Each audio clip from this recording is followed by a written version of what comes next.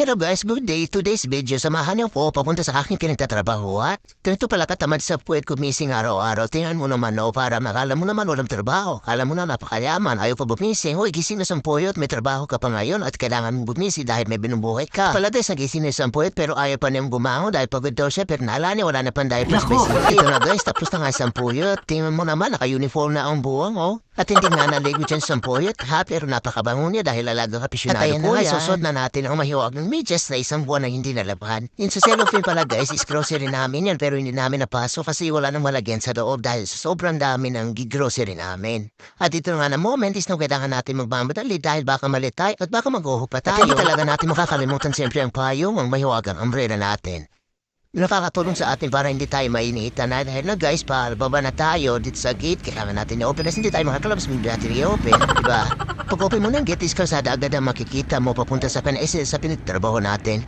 At ito pala guys, yung address ng boarding house namin for Santa Teresita, Buhangin, Davao City. At dito pala sa daan guys, is masagada natin ang nagbibenta ng mga gulay, is di maagian di ay. Nandito na talaga po kung ano yung gagamitin ko na lingwahe dito guys, is maraming bus na naghihistap dahil maraming pasaherong papuntang Tagum. Ay ito guys, marapit na tayo patawid at tamang-tama nakita natin dito si Mar Rojas. At nakita niyo naman guys, tinawag ako ni Mar Rojas, sa puwit tumawid siya na. Thank you Mar Rojas, dahil tinulungan mo ko makatawid sa susunod, ikaw na talagang buboto ko na presidente. At dito guys, is malapit na tayo sa ating pinagtatrabahuan at tamang-tama may nakita tayong polis. 24/7 kasi sila dito nagpapantay. At ito guys, after ilang years, sa wakas, abot na tayo sa ating pinagtatrabahuan. Tingnan niya ba? Ay si Dani. Ay Dani, bangilain ka ni Jamila. Yung to ka tinagak ka si Jamila at Dani, bangilain ka nin. Tapasin ka ba na Dani niya? For ito mga kamano. Bali na kayo si Dani sa chow. Tingin siya tanong may ito ka man Jamila. At sa wakas guys, nandito na nga tayo sa employee entrance. So, dito sa employee entrance is may dalawang guard na nakaabang para i-check ang mga gamit natin.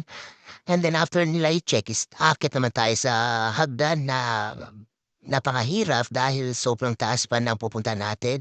Bali na naman si Dani guys, dalbag, ibang nalumanin kay Jamila, kay nasamana na magingin si Jamila to na ano naman suwatan ni Mari Mapandoy man si Dani. Ngayon kabaas ang kadani makatirulay, balingan kay Jamila to nanin to at tinakong kararapalitaw.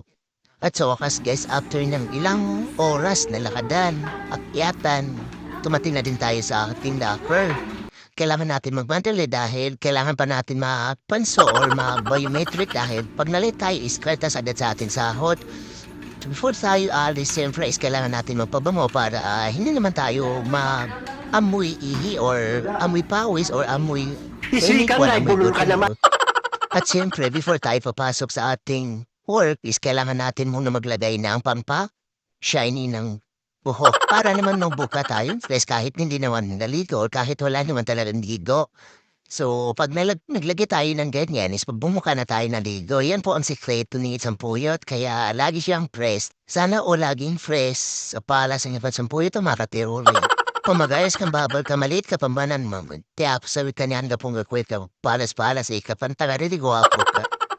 Pincha, baka naman wala na ako niyan wala na pambili, ubos ng pera at bago alis Sampuyot, siyempre kailangan mo na mabawas, ganyan. Tingnan mo naman parang ang bottom sa anay, ang tawagan na parang naong sa hearing,